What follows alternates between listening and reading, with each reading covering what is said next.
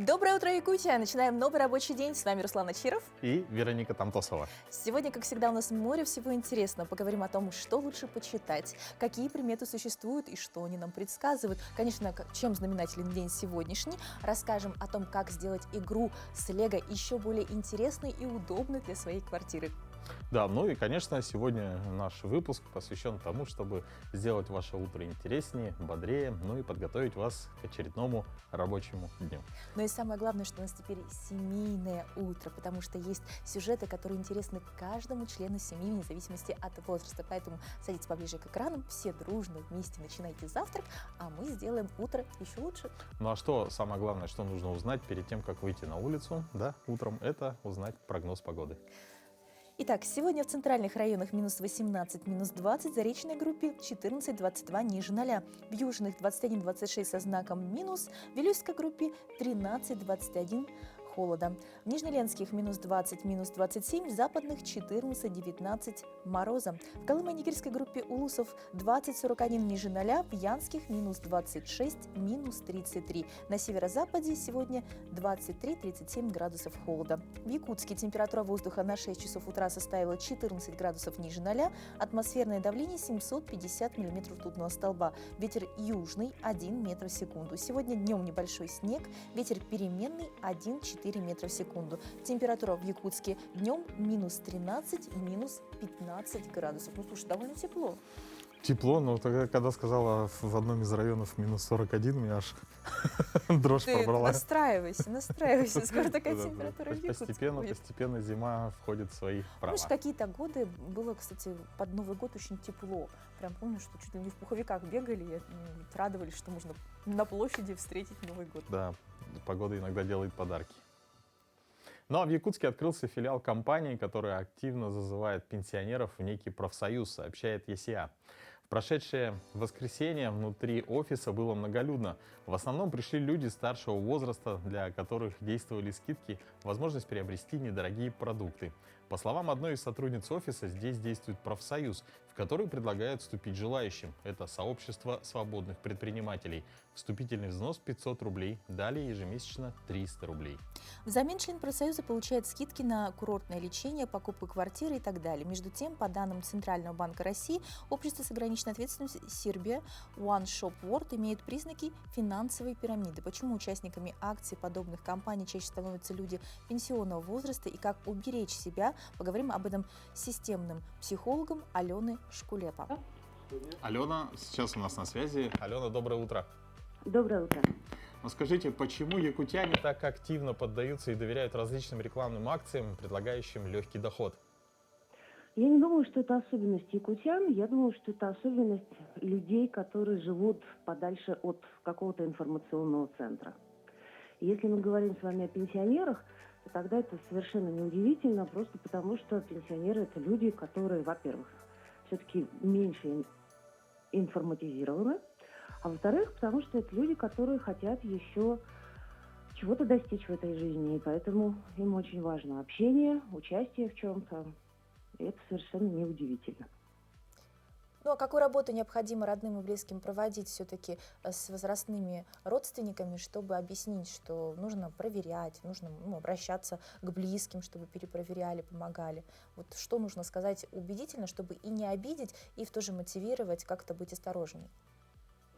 Я думаю, что здесь более системный вопрос.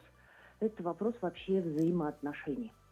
Если отношения в семье построены, в которых пенсионер является частью семьи, то особых каких-то слов подбирать не стоит, потому что выстроена коммуникация, при которой человек рассказывает, что в его жизни происходит.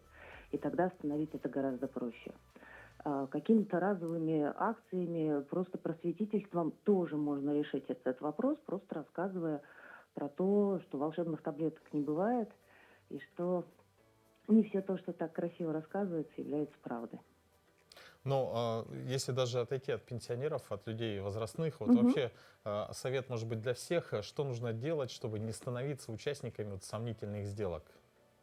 Для начала, я думаю, что нужно помнить, что бесплатный сыр только в мышеловке. И чем красивее нам о чем-то рассказывает, тем больше это должно вызывать сомнения и проверяться. Конечно, далеко не все, что делает маркетинг, приводит к тяжелым последствиям и к трудностям, но тем не менее однозначно что-то проверять, прежде чем решаться, особенно нести куда-то деньги, однозначно нужно. Мгм. Кажется иногда, что мошенничество становится с каждым годом все больше и больше. Вот это правда такая тенденция или просто мы стали более информированы, на ваш взгляд? Или, может, больше стали поддаваться, потому что скорость жизни увеличилась? Я думаю, что и то, и другое. С одной стороны, мошенничество не дремлет, и появляются все новые и новые возможности и технологии для того, чтобы его применять. И с другой стороны, учитывая тенденции последних лет и повышенную тревогу, конечно, люди стараются себя обезопасить любыми способами.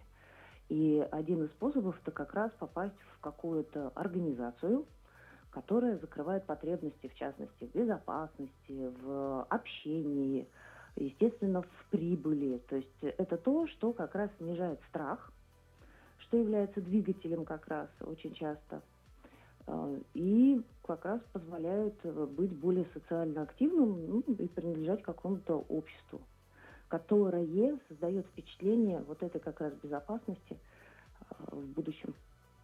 Ну вот, раз уж мы перешли на тему такого, это очень распространенная тема мошенничества, и вот вы как психолог вот можете прокомментировать, вот был такой случай, да, вот в МВД человек сидит уже, да, вот у следователя и рассказывает о том, что его обманули мошенники. Он дал заявление, да, и затем после того, как он вышел, ему тут же звонит мошенник, и он идет к банкомату, чтобы продолжить с ним работу. Вот это как это такой есть тип людей, который поддается таким вот уловкам, или это что-то другое? Это что-то другое, потому что этим уловкам может поддаться абсолютно любой человек, и мы с вами в том числе, если мы находимся в определенном эмоциональном состоянии. Вот почему человек попался в это второй раз? Потому что он был и так расстроен, он точно был не здесь и сейчас, а он был в той ситуации, в которой он оказался, и вот вдруг звонит какой-то человек, который предлагает спасти его от чего бы то ни было. Неудивительно, что он опять повелся в эту историю, потому что и до этого тоже были с этим сложности. Ну а как приобрести вот это чувство внутренней безопасности, если вот чувствуешь, что у тебя стресс, что ты постоянно находишься в какой-то некомфортной атмосфере? С чего начать работу с собой?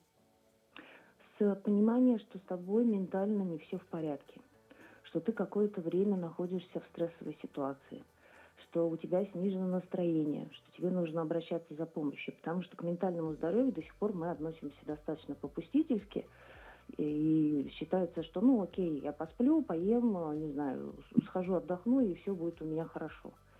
И, к сожалению, это не так. Стресс имеет свойство накапливаться, а запущенная депрессия, как правило, приводит к очень тяжелым последствиям, в том числе и физическим в будущем. Вот нельзя игнорировать какие-то трудности, связанные со своей психикой, со своей менталкой, как говорится. Ну, то есть следить за собой и как бы Конечно. чувствовать свое Ну, и настроение. обращаться к специалисту, соответственно.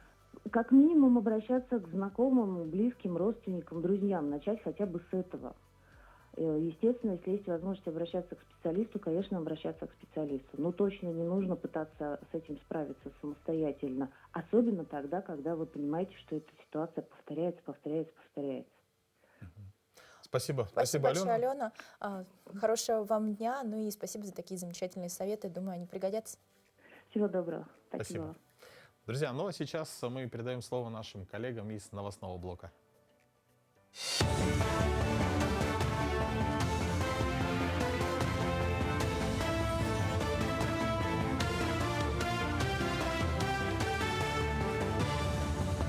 Доброе утро, коллеги. Далее блок новостей. Роспотребнадзор запускает всероссийскую горячую линию по вопросам о цифровой маркировке товаров. Консультировать граждан будут в период с 11 по 22 ноября, сообщили в ведомстве.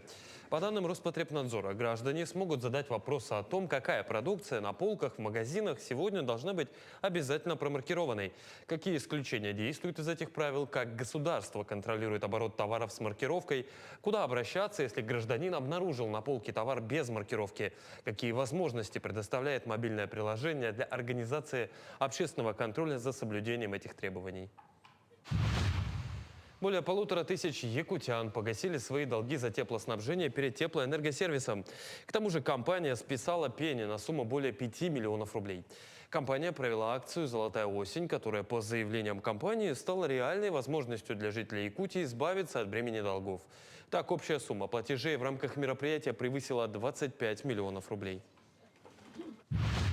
В Усялданском районе завершился первый этап ремонта автомобильной дороги Барагон-Танда. В рамках нацпроекта «Безопасные и качественные дороги» дорожники введут в эксплуатацию 4 километра. В прошлом году по нацпроекту в Усялданском районе специалисты привели в нормативное состояние 33,6 километров региональных автодорог Мюрю и Барагон. За последние 5 лет в госсобственность региона принято 3 муниципальные дороги. Их общая протяженность составила 278,5 километров. И также установили мостовой переход Царом через реку Белир. Это вблизи села Танда. Это был аварийный мост. И в ближайшие 4 года мы должны завершить все эти 46 километров и привести в нормативное состояние. В Якутске 16 ноября будет дан старт 82-му чемпионату Якутии по классическим шахматам «Высшая лига». Соревнования будут проходить в Республиканском шахматно-шашечном центре до 24 ноября. Среди мужчин персонально приглашаются 12 спортсменов, ранее занявшие призовые места в определенных соревнованиях. По итогам данного чемпионата спортсмены, занявшие первые 3 призовые места, среди мужчин и чемпионка со вторым призером среди женщин получат право принять участие в чемпионате Дальнего Востока. Победители и призеры будут награждены памятными медалями, грамотами и ценными призами от имени организаторов и спонсоров. Кроме того, будут учреждены и специальные призы. Проветривание комнаты перед сном, постепенное пробуждение, утренний свет, попадающий в спальню, помогут чувствовать себя бодрым по утрам, рассказал врач-невролог Владимир Мартынов. Чтобы быть бодрым, с утра важен правильный режим и ритуалы. Постепенное пробуждение, небольшой заряд физической активности, стакан воды и, конечно, завтрак. Ключевые факторы для бодрости, сказал Мартынов. По словам невролога, стоит проветривать комнату перед сном, а также постараться сделать так, чтобы в спальню попадал утренний свет, поскольку это стимулирует выработку кортизола, отвечающего за пробуждение. Но мы тоже продолжаем делиться полезными советами. Итак, если вы давно хотели заняться творчеством или думаете о том, чтобы завершить начатое рукоделие, нарисовать картину или, возможно, написать свой первый роман, то сегодня отличный день для этого.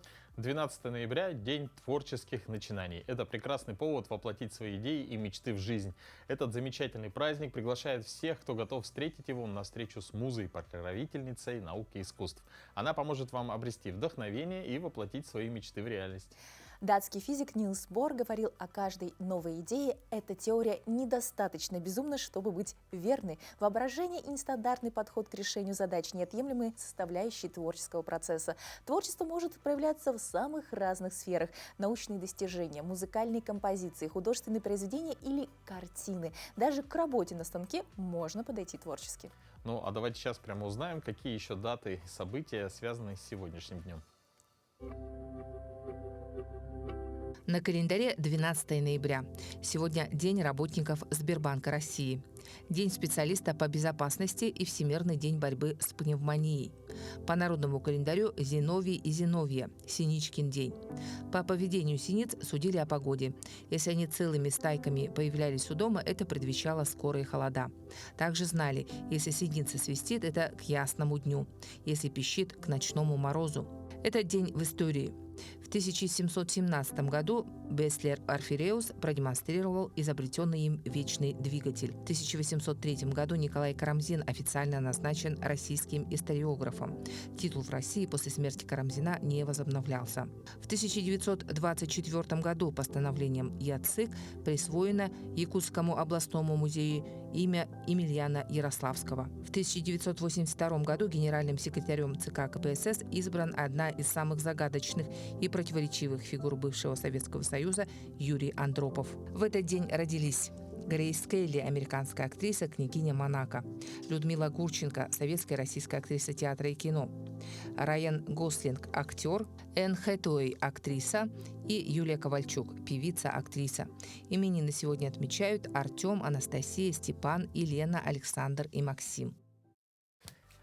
Ровно 50 лет назад в Якутии была создана социологическая лаборатория. Сегодня мы поговорим о социологическом направлении Института гуманитарных исследований и проблем малочисленных народов Севера с нашей гостьей, главным научным сотрудником отдела этносоциологии Института гуманитарных исследований и проблем малочисленных народов Севера Сибирского отделения Российской академии наук, профессором, доктором социологических наук Подойницыной Ириной Ивановной. Доброе утро. Доброе утро. Доброе утро. Ирина Ивановна, да, действительно, первая социологическая лаборатория, да, была создана в 1974 году. Можете рассказать об этом? Действительно, ровно 50 лет – это большая дата, и даже известно точное число – это 22 ноября 1974 года. И даже есть у нас в Якутске люди, у которых в трудовой книжке это записано 22 ноября 1974 года. Потом скажу, что это за люди. Это был бум прикладной социологии по всему СССР, по всей России. Социологические лаборатории возникали на фабриках, на заводах, в научно-исследовательских институтах, при вузах. И вот Якутия, она оказалась в тренде. У нас тоже создали вот эту вот социологическую лабораторию. Это повлияло на науку в целом? Это, конечно же, повлияло на науку в целом, потому что вот это первая лаборатория, первые исследования, они, конечно, вдохновили ученых, и потом, значит, возникла кафедра социологии в Якутском государственном университете. Появились даже небольшие соцлаборатории, например, существовала на швейной фабрике соцлаборатория, потом при мэрии появились, значит, другие какие-то маркетинговые агентства. То есть социология стала развиваться. И развивается все 50 лет.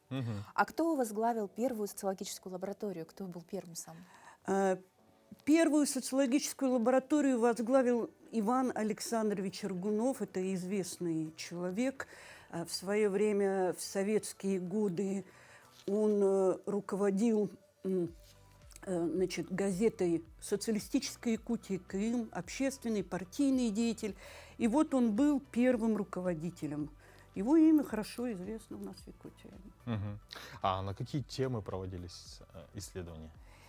Темы самые разные. Значит, ну, это Советская Россия, да, я напоминаю, это СССР. Это, конечно, рабочий класс как главный класс советского общества. Вот я взяла, кстати говоря, анкетки, просто вот издалека показать. Вот они немножко такие бледненькие были, бумага была бледная. Конечно, сейчас не так, да. Вот, например, Советская социологическая ассоциация, Академия наук СССР.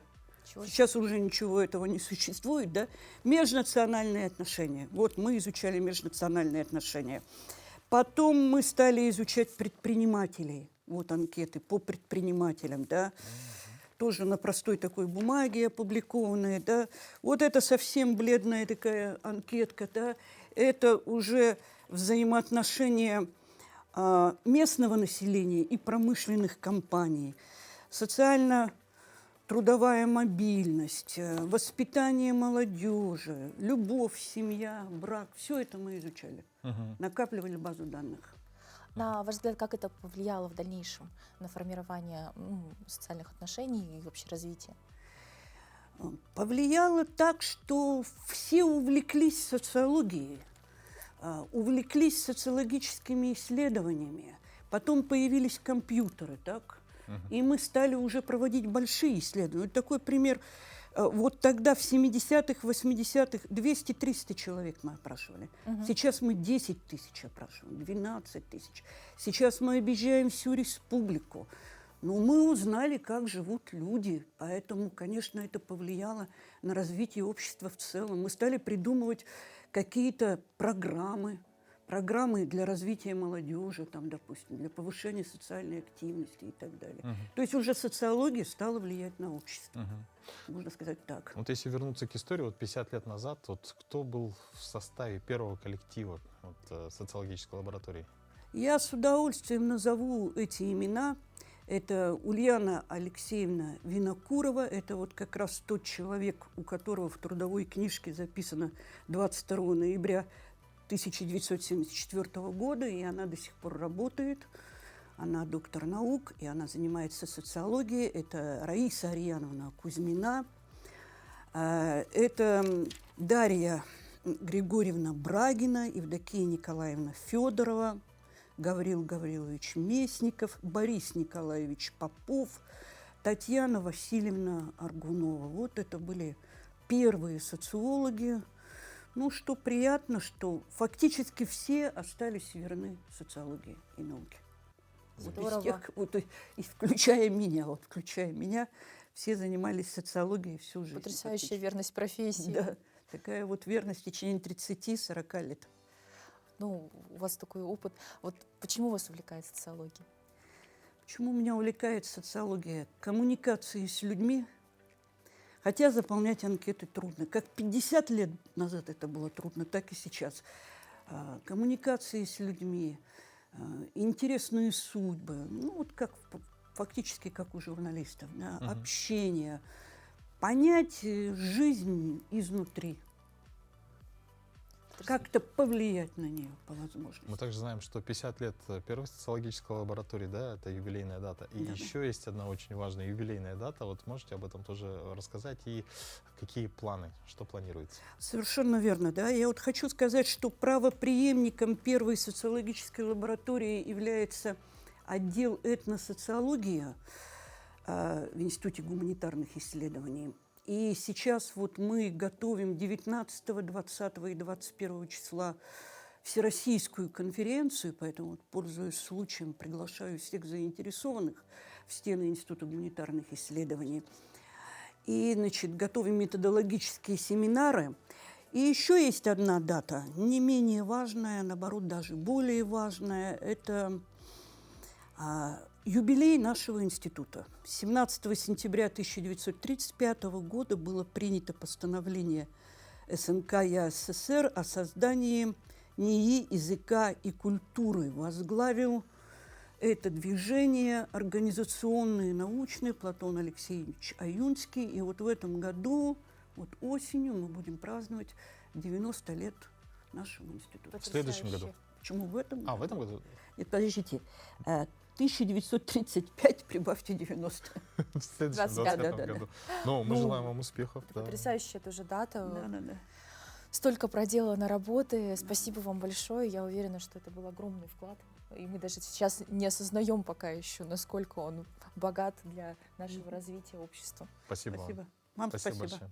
Вам спасибо, что пригласили. Стоит открыть книгу, и твое путешествие начинается, и ты можешь стать наблюдателем увлекательных историй. Вот скажи, Вероника, ты когда-нибудь мечтала стать, например, ну, не знаю, принцессой? Ну, кто не мечтал быть принцессой, например, хотя бы на утреннике в школе? Конечно, мечтала. Ну, действительно, плох тот подросток, который не мечтает стать принцессой или принцем. Вот ничего не делаешь, сидишь, важный, кушаешь вкусную еду, посещаешь различные, да, светские рауты, лепота. Но на самом деле это не так увлекательно. Многие действительно думают, что средневековые принцы и принцессы вправду жили исключительно в свое удовольствие, ни о чем не печались и проводя день за днем в играх и забавах, да?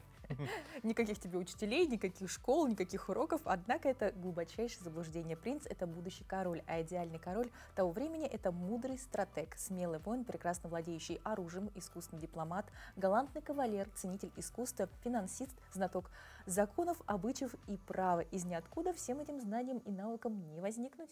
Но благодаря английским хроникам нам довольно хорошо известна система подготовки Эдуарда VI, принца Уэльского, и впоследствии с 9 лет, кстати, короля Англии. Многие считают, что именно его Оскар Уайлд имел в виду под «Счастливым принцем», и именно его историю можно прочесть в книге, о которой мы прямо сейчас вам расскажем. В один осенний день в древнем городе Лондоне в бедной семье Кенти родился мальчик, который ей был совсем не нужен. В тот же день в богатой семье Тюдоров родился другой английский ребенок, который был нужен не только ей, но и всей Англии. Так начинается роман Марка Твена «Принц и нищий».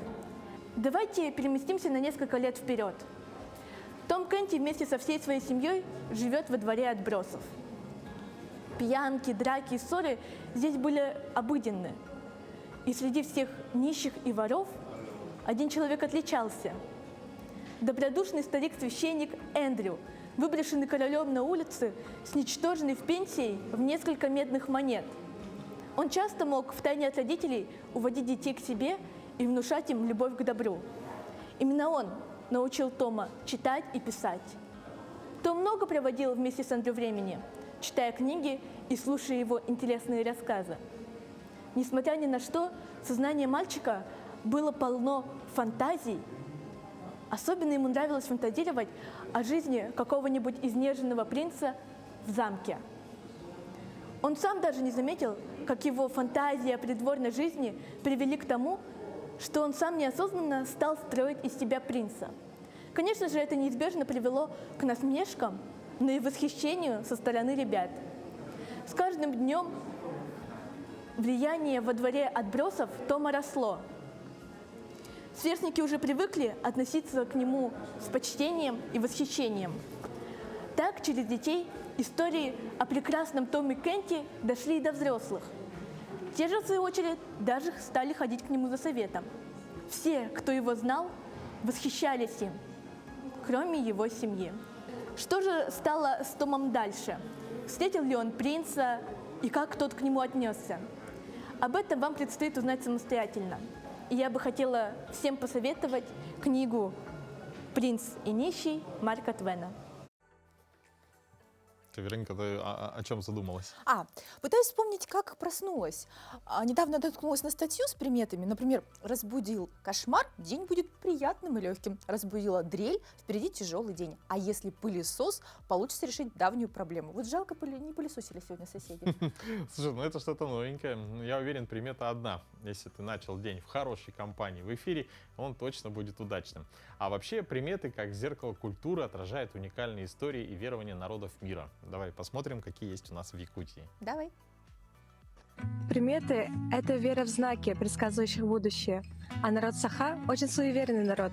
Мы верим, что у всего есть душа, и кормим духов земли и огня.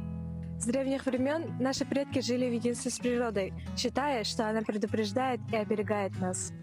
Например, есть такая примета: если в октябре птицы летают ниже к земле, то быть ранней и холодной зиме. А если домашний гусь машет крыльями, будто пытается взлететь, то это к дождю. Зимой, если вокруг солнца образовался белый круг, то это к холодам. Якуты называют это явление кюнджеленмить. Если чешется ступня — к поездке, лопатка — к ветру. Если чешется ладонь — к деньгам. Если горит правое ухо, то кто-то вас хвалит, а если левое, то уже наоборот, кто-то плохо отзывается о вас. Если из печки выпал уголек, ждите гостей. Также очень много подсказок будущего, примет можно найти в наших снах, но это уже совершенно отдельная тема. Примет очень много, но верить им или нет, каждый решает сам. Например, якуты верят в быка холода, который появляется из Северно-Ледовитого океана в середине октября, что означает наступление зимы в Якутии. В Томоте открылся 6-й по счету в Якутии дом юнармии. Слет юнармейцев собрал школьников Алданского и Нерюнгринского районов. О том, чему научились на сборах наши дети, смотрите далее. В школе номер 6 города Томота патриотическим воспитанием занимаются давно и основательно. Имеется своя история и традиции. И не случайно, что именно эта школа получила статус Дома юнармии и станет центром для всех юнармейцев Южной Якутии. Здесь находятся команды не только Алданского района, это межрайонные соревнования. Приехали еще в город Нерюнгри на данные соревнования. На первых сборах с солидным количеством участников и программа была обширная, а задания серьезными. Опытный юнармеец Дмитрий уже 6-й год в юнармии и побывал на многих сборах, но и ему задания даются непросто. Самая большая дистанция тут, когда 3-й круг был. На 3-й круг уже усталость появилась. А так стрелять, биатлон, да, это в первый раз интересно.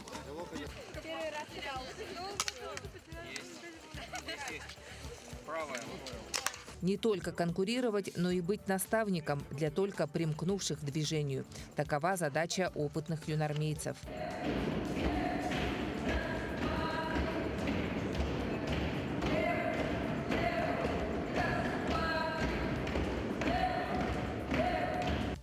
Наша задача на этом слете — поддерживать своих бойцов, помогать им.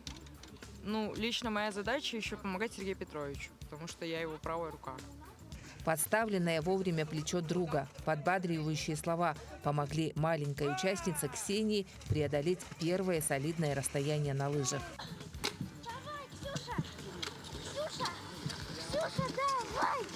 Мы бежали 2 километра.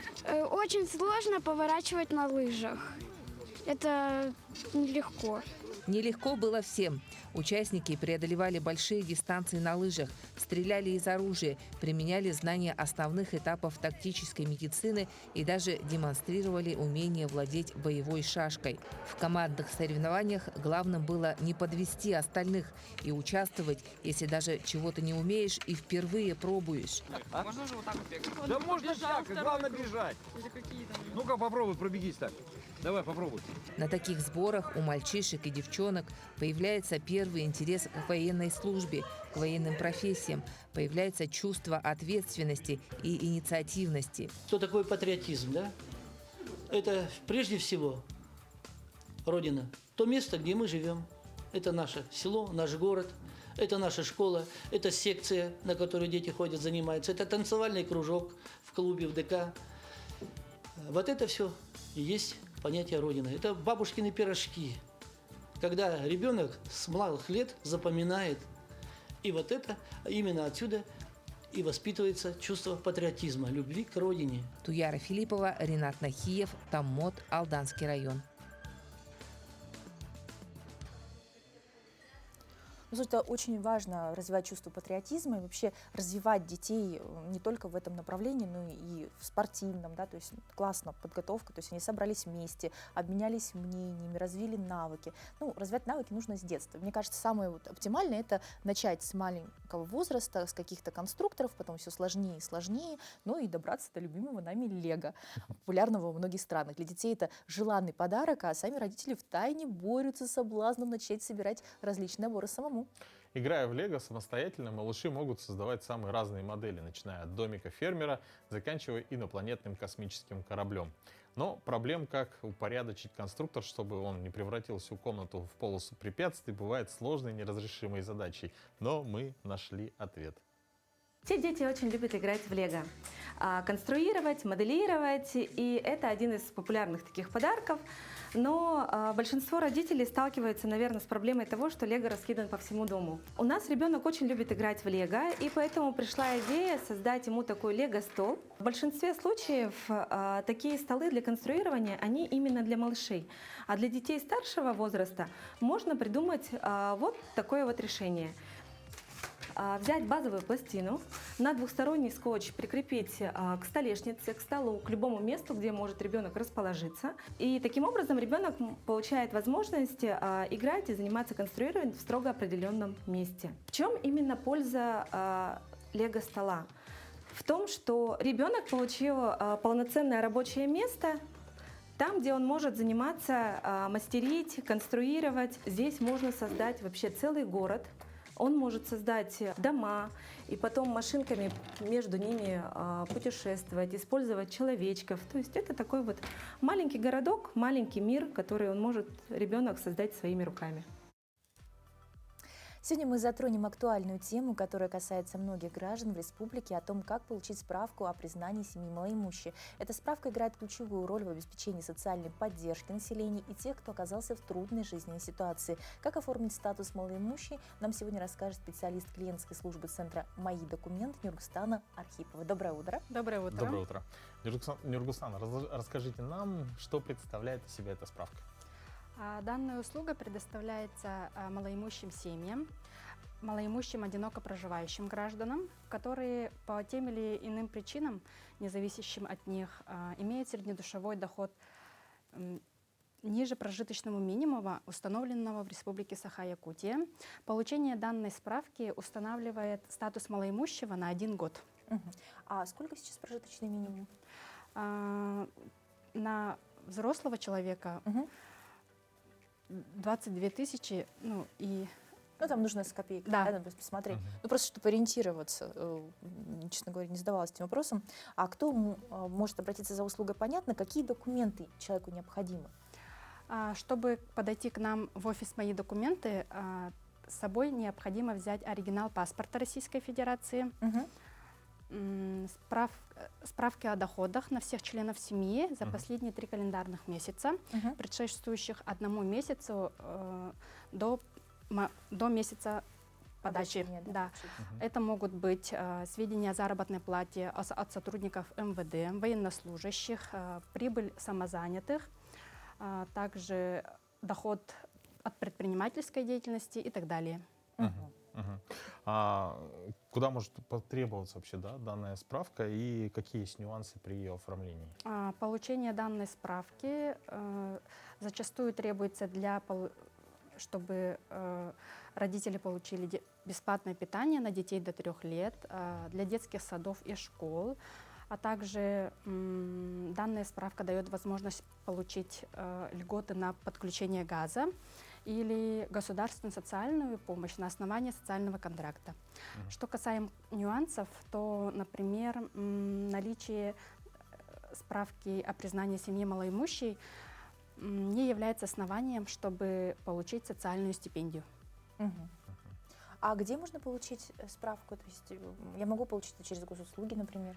Все верно. Данную справку можно получить через портал Е-Якутия. Ну, то есть на госуслугах также можно подойти к нам в офис МФЦ, предварительно записавшись, и также в самом ведомстве. Ну, я думаю, для наших телезрителей, возможно, кто-то не знает, да, хотя я думаю, что с центром «Мои документы» знакомы абсолютно все. Надеемся. Вот, куда можно и как можно обратиться в центр «Мои документы»? В центр «Мои документы» можно обратиться, предварительно записавшись. На сайте нашем, получается, МФЦ, также позвонив по номеру регионального центра телефонного обслуживания 8 800 122 16. Но также можно обратиться к вам за предварительной, да, по телефону информацией, чтобы еще раз вы могли персонализированно уже объяснить, какие справки конкретному человеку нужны. То есть если один человек дает, конкретная семья. По этому же номеру, получается, надо будет позвонить, уточниться, проконсультироваться, чтобы у нас наступают холода, лишний раз не выходить из дома. Ну, если старшее поколение, по-моему, не умеет пользоваться госуслугами, вы тоже оказываете помощь, да? Все верно, да. У нас есть центры пользовательского сопровождения, тоже специалисты помогают, также людям и взрослым людям, пожилым, кто не обладает компьютерными знаниями, через госуслуги подать заявление. Ну и вообще какой-то ликбез, да, небольшой. Да, все верно. Все, спасибо большое за подробную информацию. Я думаю, Спасибо что это вам. очень актуально, да, что многие, кто хотят, особенно пенсионного возраста, у кого сейчас вышли на пенсию, обратиться. И вот у вас такая возможность есть по телефону спросить, какие документы вам нужны, и уже смело записавшись в определенное время не стоять в очереди и подойти. Спасибо. Всего доброго. Утро — это то время, когда нужно подготовиться к рабочему дню. Да, мы бы даже отметили, что к учебному дню тоже. Ну, у нас уже, видите, специалисты побежали готовиться к рабочему дню, потому что он начинается. Но не забываем про наших ребятишек и предлагаем подключить их к утренней зарядке. Ведь так здорово делать зарядку вместе. Доброе утро! Сегодня день начнем мы с разминкой с палочкой для осанки, укрепления спины, мышц, чтобы спинка у нас была ровная и красивая. Как раз это актуально деткам и подростковому периоду. Ванечка, возьмем палочки, начинаем ходить и дышим. Вдох, выдох, вдох, выдох. И на последний вдох, выдох. Ручки наверху оставила и за спинкой пошли. Раз, наверх. 2 наверх. И таких можно 10 повторений сделать. Наверху остановились и на цыпочках пошли, стопочки размяла. 1, 2, 3, 4. И 1, 2, 3, 4. Палочку за спинку Аня завела, молодец. И пошли на пяточках, на пяточках, на пяточках. Носочки наверх. Во. 1, 2, 3, 4. 3, 2, 1. Сделали вдох. И выдох. Перед собой палочку держим. И как балерина пошла, ножки в стороны пошли. 1, 2, 3, 4. И 1, 2, 3, 4. И последняя на стопы. Это у нас Мишка косолапый. Мишка косолапый как ходит. Во. 1, 2, 3, 4. И 1, 2, 3. Ножки прямо. Положили и корпусом потянулись. 3, 2, 1. Вниз пошли с тобой. Хоп. Максимально. И наверх. Еще раз вниз и наверх. Пошли на правую сторону. Корпусом потянулась. 3, 2, 1, поднялась. Второй и третий. В другую сторону, Анечка, пошли в 3, левую. Раз, тянемся, 2, 3, поднялась. На выдохе вдох медленно, выдох. И третий раз вдох и выдох. Тем самым мы проснулись с тобой и растянули все тело. А палочку берем за спину. Взяли сзади хватом. Пониже сделай. Давай, я тебе помогу. Вот. Одна вниз ушла. И вверх-вниз пошли. Раз, 2, 3, 4. И раз, 2, 3, 4. Ручки поменяли. Поменяла. Во, молодец. И пошли. Раз, 2, 3, 4. Вверх, вниз, вверх, вниз. Хорошо. Поставили ручки. И давай с тобой грудные мышцы растянула. 3, 2, 1. Молодец. В другую сторону. Хоп. 3, 2, 1. Давай пойдем на ноги. Растянули. 3, 2, 1. И другая ножка. Тянемся. 3, 2, 1. И завершаем комплекс на весь корпус тела и на нижние. Пошли. Раз, вправо, влево тянем. Хоп, хоп, хоп. 3, 2, 1. И пошли тазобедренный. Раз, ножками. 2, молодец. 3, 4, 5 и 6. Палочку поставили и немножко разогнали лимфу. Попрыгали. Хоп, хоп, хоп. Раз, 2, 3, 4. И раз, 2, 3, 4. И вот с таким простым приспособлением можно взять черенок от лопаты или от швабры и сделать такой комплекс. Всем хорошего дня, Аня, помаши. Ну, спортивный ребенок, да, то есть спокойно так на камеру сделала зарядку, умничка. Я тоже задалась целью. Мы, кстати, на самом деле, несмотря на наличие общих танцев и то, что мы периодически вместе тренируемся, зарядку мы выделить время вместе не можем. Я прихожу с эфира, она уже бегает на учебу. Несостыковка. Разминаете, да? Да, несостыковка. А ты делаешь зарядку? Ну, если говорить про зарядку с ребенком, то что-то дочку мне сложно даже разбудить, прям, чтобы она вовремя в школу пошла. Вот такие моменты бывают. В общем, зарядка заключается в том, чтобы добежать до школы вовремя. Да-да-да, у нее и так кардио нагрузка. Ну, хотя бы так тоже неплохо. Но на самом деле берите положительный пример. Мы за любую активность и, конечно, очень поддерживаем, чтобы всей семьей заниматься чем-то полезным. Ну а сейчас мы передаем слово Петру Васильеву с последними новостями.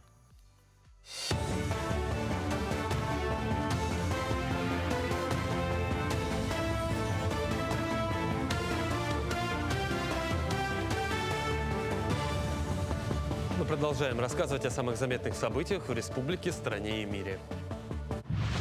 Задолженность россиян за капитальный ремонт многоквартирных домов по итогам третьего квартала 2024 года выросла на 9,7%, почти до 84 миллиардов рублей. Это следует из данных ГИС ЖКХ России. По словам аналитика Народного фронта в сфере ЖКХ Павла Скленчука, задолженность по выставленным квитанциям – серьезная проблема. Контрактование подрядных организаций идет по году. Любой недосбор может привести к нарушению сроков работ подрядчиками и подвинуть в ожидании капремонта другие дома. В связи с трагедией в Казани глава Якутска Евгений Григорьев поручил усилить работу по отлову безнадзорных собак. Цитата: «Пока закон нас ограничивает, надо использовать все меры», сказал Григорьев, напомнив о ловушках. По словам главы Департамента развития территории Владислава Слепцова, сейчас в Якутске развернуто 26 ловушек. Часть выведена в ремонт. Напомню, утром 9 ноября в пригороде Казани прохожие обнаружили тело местной жительницы со следами укусов животных. Возбуждено уголовное дело. Вирус Коксаки – инфекционное заболевание, о котором много говорят в последние годы, поскольку его вспышки нередко возникают в туристических странах и затрагивают все больше людей. Чаще всего диагностируют Коксаки у детей. Симптомы могут варьироваться от слабых высыпаний до более серьезных проявлений, таких как герпетическая ангина, а также не исключен риск осложнений. Энтеровирусная инфекция не нова для России, широко распространена на юге страны. Вспышки встречаются ежегодно, в том числе на курортах и в детских лагерях. Клиника чрезвычайно разнообразна. Вирус может передаваться как воздушно-капельным путем, так и контактно-бытовым. То есть это респираторная инфекция и контактно-бытовая, то есть кишечная инфекция. может передаваться через грязные руки, через некипяченую воду, через предметы, игрушки и так далее. Ну и воздушно-капельным путем от человека к человеку. Клиническая картина очень разнообразна, от бессимптомного носительства до тяжелых форм. К тяжелым формам относятся менингиты и энцефалиты, и также внутриутробное инфицирование. До 17 декабря жители Якутии в возрасте от 14 до 17 могут подать заявку на федеральный конкурс социальных инициатив «Новые искатели». Конкурс разработан фондом Тимченко для социальных проектов подростков на малых территориях. Его особенность в том, что дети сами формируют проектные команды и выбирают тему своей работы. Конкурс призван создать у подростков опыт решения социальных проблем в своих населенных пунктах для развития активной жизненной позиции и улучшения жизни в малых городах и селах. С 11 по 15 ноября в Якутии проводится неделя борьбы с диабетом. Она приурочена ко Всемирному дню борьбы с заболеванием. Как сообщили в Минздраве республики, целью является повышение осведомленности якутян о сахарном диабете, хроническом заболевании, при котором в организме перестает усваиваться глюкоза, что приводит к высокому уровню сахара в крови. На диспансеризацию можно записаться через регистратуры поликлиник, портал госуслуг или по номеру единого контакт-центра здравоохранения 122. На этом все. Хорошего дня и оставайтесь на нашем телеканале.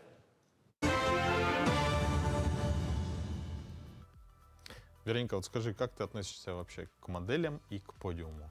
Ну, на самом деле хорошо. А если это все, знаешь, так не глобально вредит здоровью, то есть, ну, бывают, знаешь, жуткие рассказы, да, в остальном, если для удовольствия, может быть, даже профессиональная карьера, это все красиво, эстетично, почему бы и нет? Угу. Ну, ты, кстати, сама тоже частично являешься моделью, да? Правда? Ну, скажем, я являюсь такой, знаешь, любительской моделью, и к подиуму, конечно, имею мало отношения. Ходить, безусловно, умею, меня научили, но делаю это крайне редко. А фото, да, фотоэксперименты мы ставим, у нас много творческих проектов своих, ну и периодически бывают коммерческие, связанные с рекламой и одеждой. Угу, отлично. Ну вот, кстати, у жительниц города Покровска появилась отличная возможность ощутить на себе блеск софитов и то ощущение, когда весь зал смотрит на тебя, а ты грациозно проходишь по подиуму. Ну, думаю, это прекрасное чувство. Самое главное, это раскрывает женственность, женское настроение по-новому и украшает повседневную жизнь. Подробности в сюжете Виолетты Засимовой. В мире моды сегодня наблюдается удивительная тенденция. Стандарты красоты расширяются, и подиум становится доступным для женщин любой комплекции и возраста. Вот и в городе Покровске уже месяц действует студия «Дефиле», где дамы старше 35 лет учатся искусству красивой походки. Студия носит имя своей основательницы Надежды Алексеевой, которая сама 5 лет занималась в студии красоты и женственности «Ситакере» в городе Якутске. Ну, мы только недавно, вот месяц только мы занимаемся проходку. Мы учимся держать осанку, как красиво ставить ногу, как ходить красиво на каблуках. Делаем разминки всякие, упражнения. Вот начали позы какие вот делать, как руки, куда девать руки, куда смотреть, как поворот головы. Вот. Ну, всему потихоньку будем учиться. Занятия проходят 2 раза в неделю с 8 часов вечера. Записаны 25 женщин, из которых регулярно посещают около 18. Главный атрибут занятий – элегантные каблуки. Был опыт у меня занятий другими видами спорта. Было, что я йогой пробовала заниматься, да. А вот именно в дефиле я получила очень такой интересный, необычный заряд энергии, которого нет нигде в никаких видах спорта. Оно более женственное, оно очень такое нежное, но в то же время очень прям раскрывает женщину вот именно изнутри, именно ее женственность. И вот кажется, вот огонь такой прям просыпается, и очень приятно заниматься именно дефиле. Студию посещают женщины различных профессий. Кто-то работает учителем, кто-то врачом, швеей, а кто-то посвящает себя домашнему уюту. Самой младшей участнице 36 лет, а самой старшей 73 года. Это яркое подтверждение того, что возраст – это всего лишь цифра, а истинная красота и женственность не подвластны времени.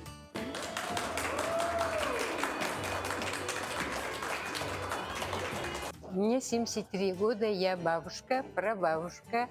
Ходить на каблуках – это для меня привычно. Я хочу, чтобы вот девушки ходили молодые, женщины. Это дает грацию, красоту. Несмотря на то, что студия открылась всего месяц назад, ее участницы уже успели блеснуть на нескольких мероприятиях в качестве моделей. В октябре, ко Дню матери, 13 девушек уже выступали на сцене Саргаты-Гюргете. Это 2 выхода было. Там показ украшений и показ модной одежды. И вот в ноябре уже в Якутске выступали 4 девушек. Они показывали этнические костюмы наших мастеров. И они очень довольны, и зрители очень довольны. Итог этого вдохновляющего сюжета – подиуму все возрасты покорны. Женственность не теряется с годами, она лишь обретает новые грани. Главное – это любить себя и уметь преподносить свою уникальность миру. Каждая женщина заслуживает того, чтобы чувствовать себя красивой и уверенной в любом возрасте. Виолетта Засимова из Хангаласского улуса специально для «Утра Якутии». Но мы продолжаем тему красоты. Цветы — это прежде всего красиво, а красота сама по себе приносит человеку радость и успокоение, пробуждает в его душе лучшие чувства, гармонизирует его мысли. Но оказывается, что польза живых цветов и комнатных растений этим не ограничивается. Цветы используют как компонент садовой терапии, которая применяется при ряде физических и ментальных заболеваний. Такая терапия, как правило, улучшает настроение пациента. Это, в свою очередь, увеличивает способность организма к самоисцелению. Но сейчас мы спешим поделиться советами, как правильно ухаживать за одним удивительным цветком, который называется гортензия. Сегодня герой нашей рубрики – гортензия крупнолистная. Гортензия макрофилла называется. Единственное растение, которое может вырасти у нас дома. И мы его пытаемся сохранить разными способами. Но, видите, вот он у нас цвел, и мы его, все цветочки отцветшие, его срезаем до первых листов. Также сохраняем вот то, что пока еще не отцвели. Гортензия – это такое растение, которое очень любит кислую почву. Если у вас ваша гортензия начинает цветлеть, у него появляется хлороз. Видите, это листочки становятся светлыми и появляются зеленые прожилки. Значит, вашему растению не хватает удобрений, а конкретно железа. И можно туда добавить хелат железа. А также гортензия известна тем, что она меняет цвет свой, окраску свою. Если она растет на щелочной или на нейтральной почве, цветочки у нее будут розовые. А если вы хотите, чтобы у вас росла голубая гортензия, то можно подкисливать почву лимонной кислотой, можно специальными средствами для гортензии. А на зиму гортензию, чтобы она следующей весной распустилась, да, появились много цветочков, то можно ее обрезать, слегка обрезать. Но лучше просто убирать листья. Вот, например, листья у нее будут желтеть, и можно просто их обрывать, чтобы сохранить почки. Гортензия, она обычно цветет на прошлогодних побегах. Это весной, а осенью или в конце лета она цветет на новых побегах. Вот. И также важно, чтобы она сидела на таких низких, широких горшках, потому что корневая система гортензии, она такая, разрастается вширь. И также гортензия, она по названию очень такая влаголюбивая, поэтому она очень любит воду, влажность. И поэтому почва должна быть очень рыхлая, такая рыхлая и подкисленная. Да? Побеги ее можно обрезать на осень. И температура, которая будет зимой у вас, это 10-12 градусов. Прохладненько должно быть. Если дома вы держите гортензию, то лучше ее держать на подоконнике, можно без подсветки специальной. И очень любит восточное окно гортензия. Но я бы не отказалась иметь такой сад у себя дома, если бы у меня хватало бы сил за ним ухаживать. Так выглядываешь на улицу, минус 50, закрыл шторки, у тебя Да, у тебя настоящее лето. Кстати, о минус 50. Сегодня в Якутске у нас температура в 6 утра минус 14, атмосферное давление 750 миллиметров ртутного столба, ветер южный 1 метр в секунду. Сегодня днем в столице небольшой снег, ветер переменный 1,4 метра в секунду, температура минус 13, минус 15. Ну, кстати, сейчас, пользуясь моментом, хотелось бы узнать, в каком районе у нас было минус 41. Это в Колымо-Индигирской группе Улусов в Усть-Нере. Сегодня ночью было минус 41 градус. Мы желаем усть-нерцам теплее одеваться. И, конечно же, вы у нас получаете первооткрывателей. Да, конечно, приезжайте в Якутск в гости. Ну, а мы, дорогие друзья, желаем вам не мерзнуть. Сегодня, тем более, в Якутске потеплее. Желаем вам бодрого начала дня, хорошего рабочего настроения. Ну и напоминаем, что каждое утро мы ждем вас всей семьей у нашего экрана. Теперь у нас рубрики для каждого члена семьи, для самых маленьких, для старших. Каждый найдет в себе что-то интересное, увлекательное, ну и можно все обсудить и сделать еще вместе зарядку. Ну что, до завтра. До завтра.